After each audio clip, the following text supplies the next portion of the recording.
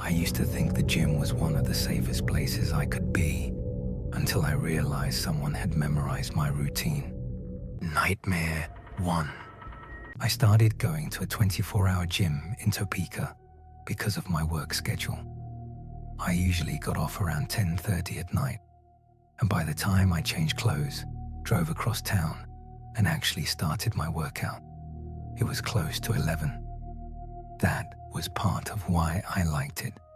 The gym was quiet, no waiting for equipment, no crowded locker room, no people filming themselves in front of the mirrors, just me, a handful of regulars, and the buzzing fluorescent lights. After a while, I started recognizing the same people. There was an older man who walked on the treadmill every night while watching the news, a younger guy who always wore a hoodie and lifted with headphones in, and one woman named Marissa who worked the front desk most weeknights. She was friendly, always said hi, always remembered my name. That made the place feel safer, like even though it was late, someone was watching the desk. Someone knew I was there. For the first few months, nothing unusual happened.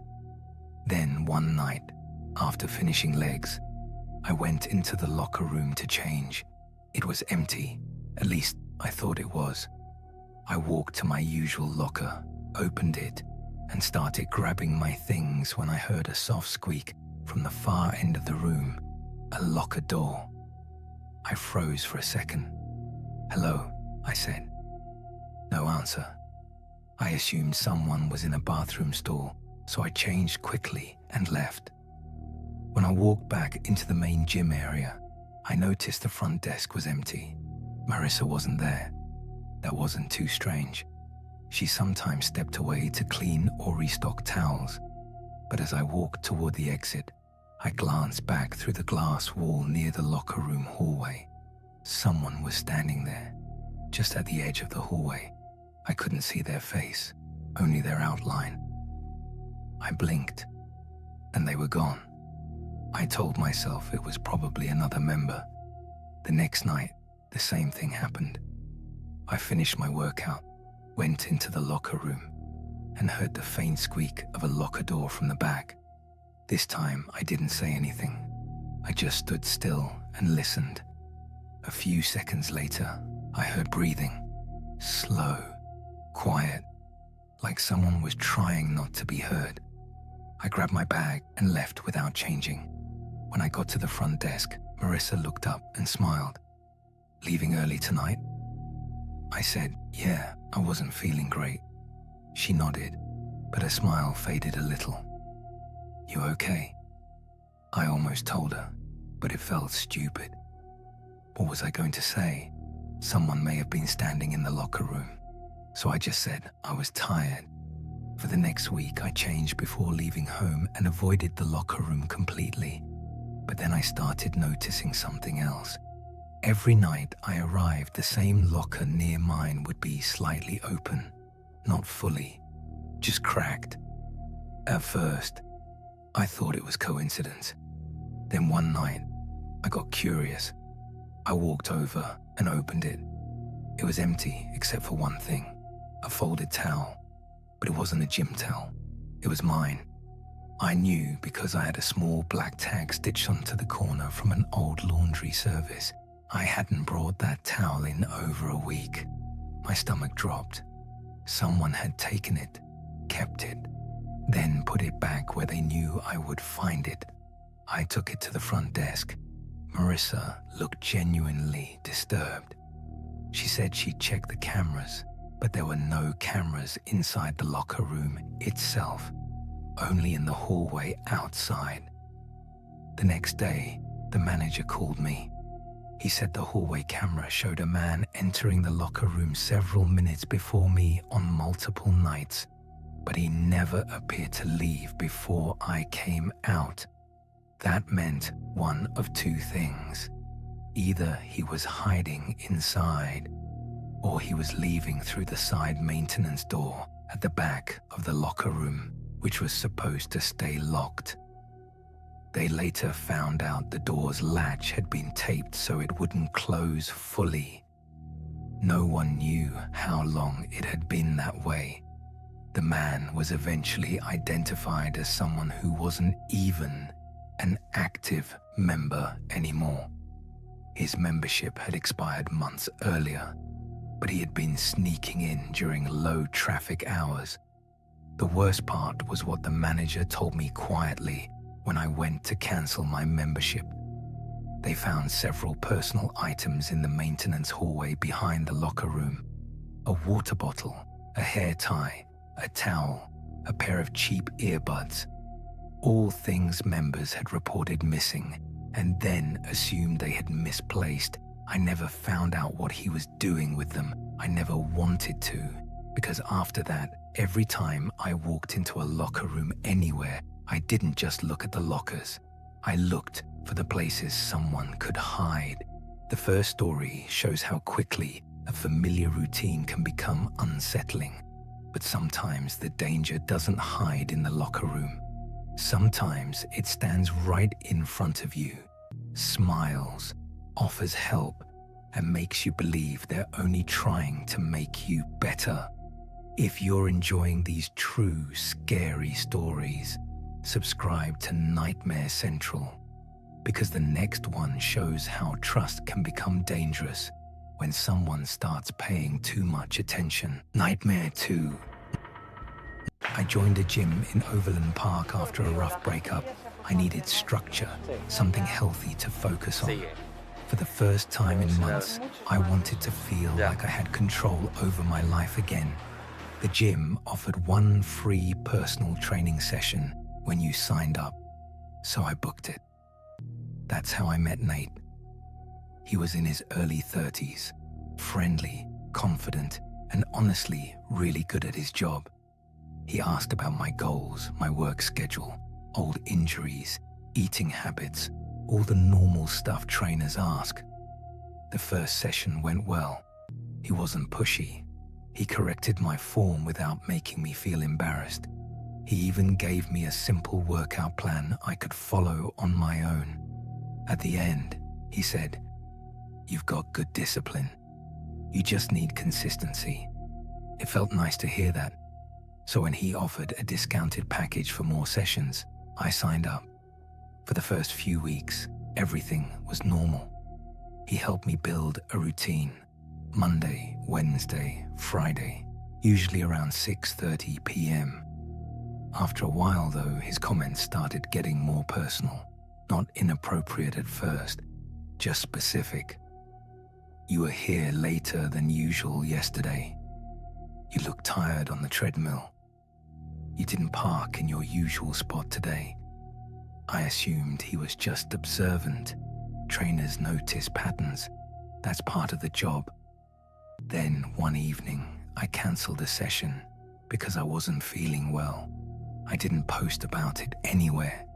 I didn't tell anyone except the gym app. About 20 minutes later, Nate texted me from his personal number. "Rest day." I stared at the message for a while. I had never given him my personal number.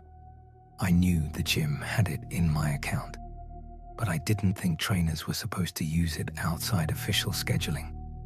I replied politely, "Yeah, not feeling great." He responded immediately, "You should still move a little. I know you don't like skipping days." That bothered me, because he was right, but I didn't like that he knew it.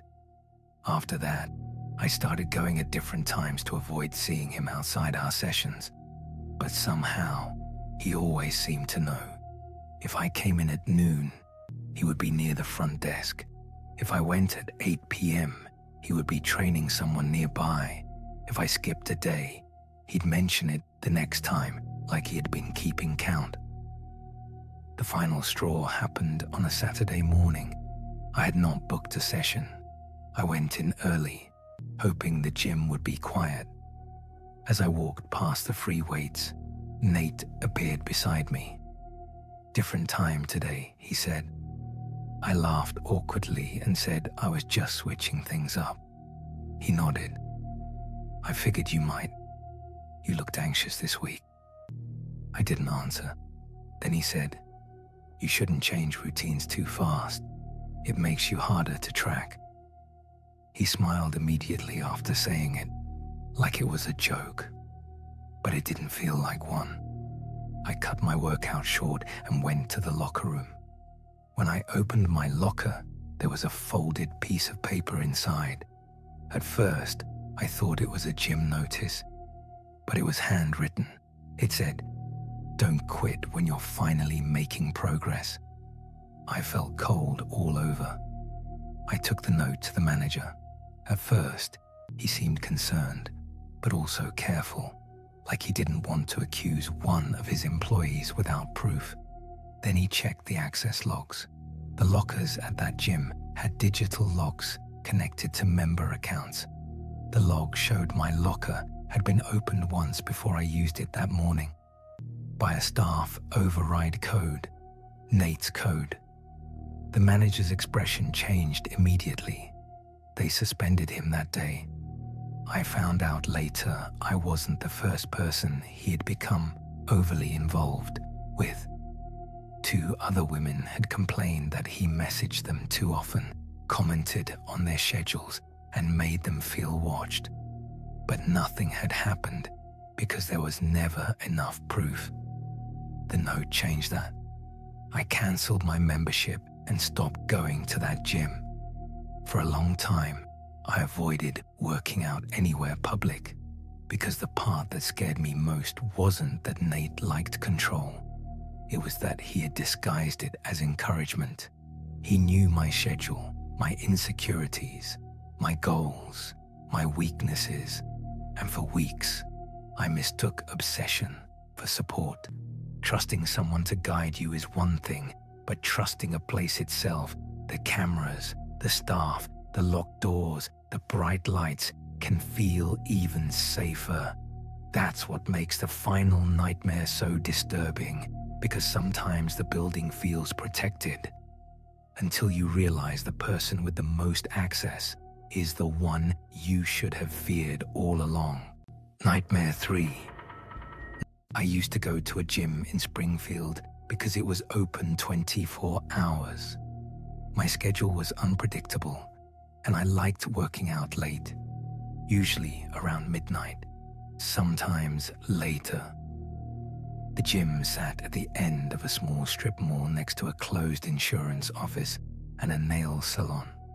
At night, the whole area felt empty, except for the blue glow of the gym sign and the vending machine lights inside.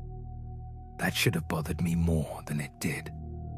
But the gym had cameras everywhere, keycard access, emergency buttons, and usually one staff member stayed overnight.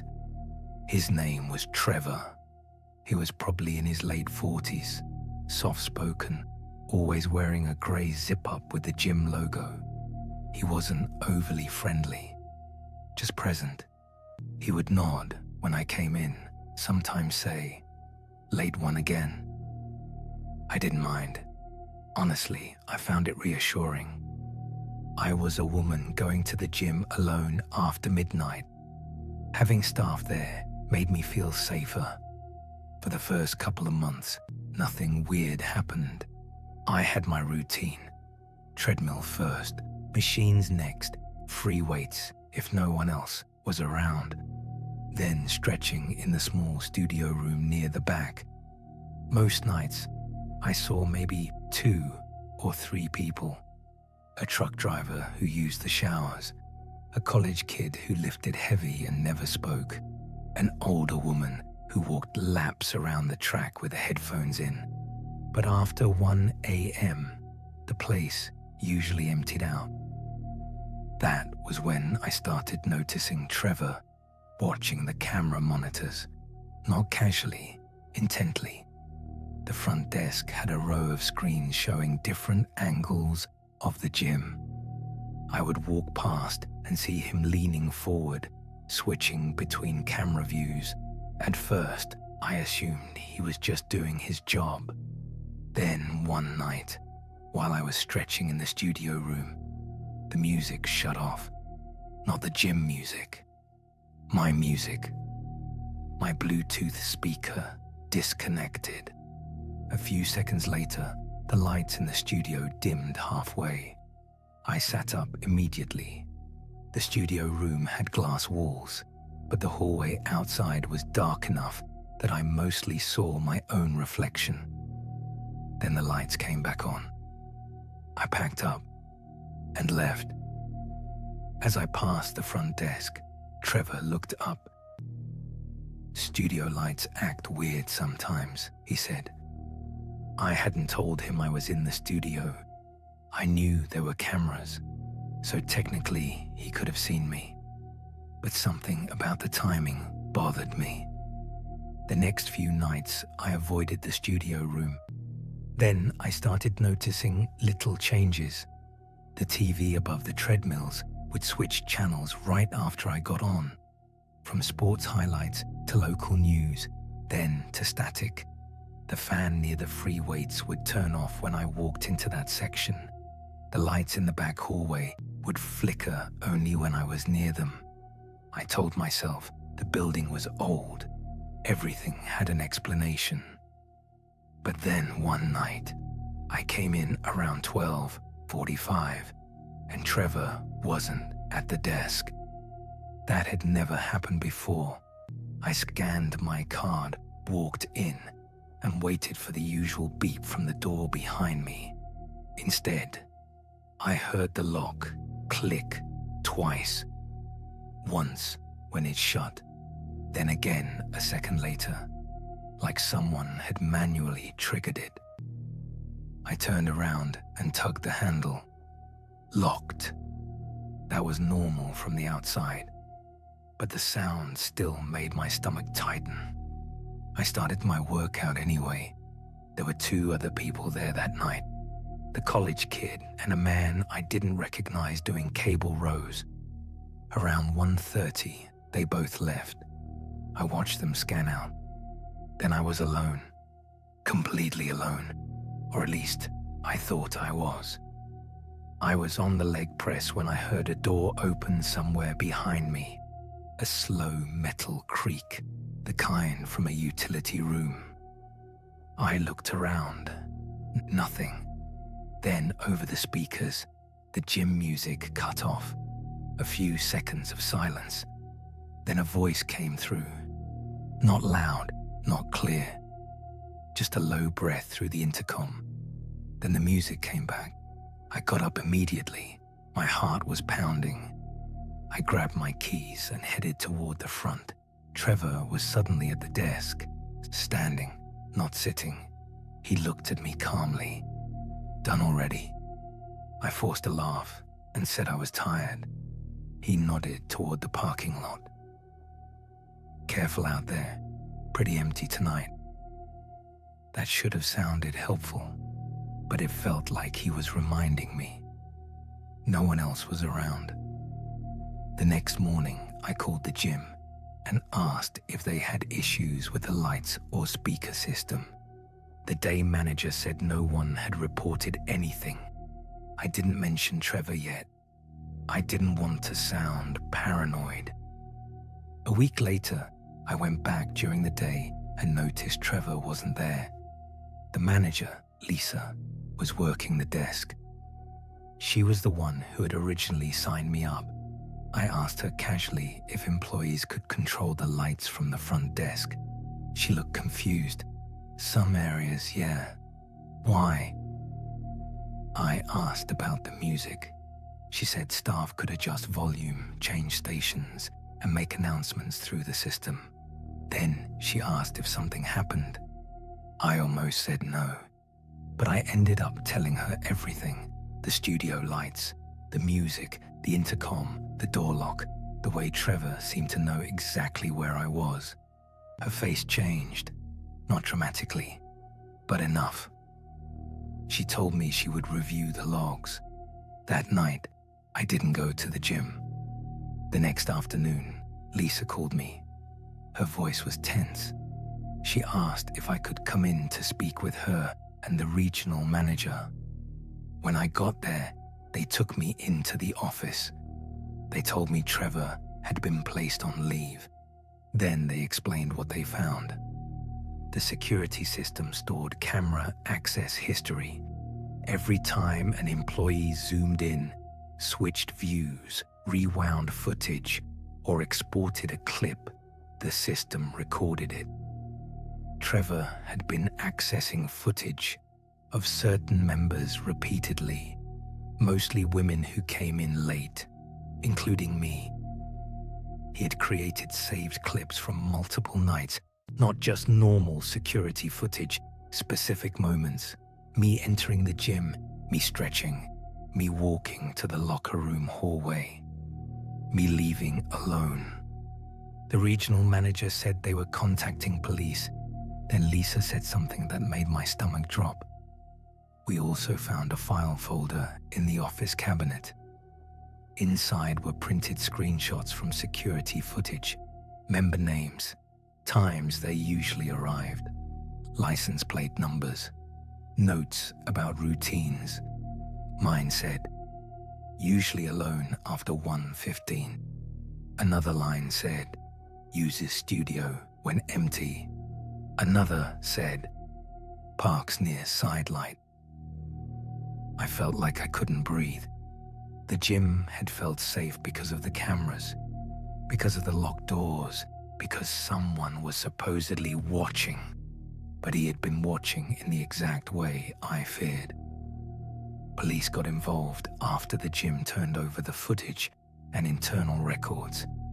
I later found out Trevor had no serious criminal history, which somehow made it feel worse. There was no warning label, no obvious sign. He was just a quiet overnight employee trusted with access to cameras, locks, lights, member information, and the building itself. For weeks, maybe months, he had been learning routines, watching who came alone, who stayed late, who used isolated rooms, who parked where. And I kept going there because I believed all of that security existed to protect me. I never went back. Even now, when I walk into any gym, I look at the cameras differently. I don't just feel safer because they're there. I wonder who's behind them, who has access, who's watching, and whether the person trusted to protect everyone is paying attention for a completely different reason. Something even scarier than this nightmare is not watching more videos from Nightmare Central. This was nightmares of trust. Sleep carefully.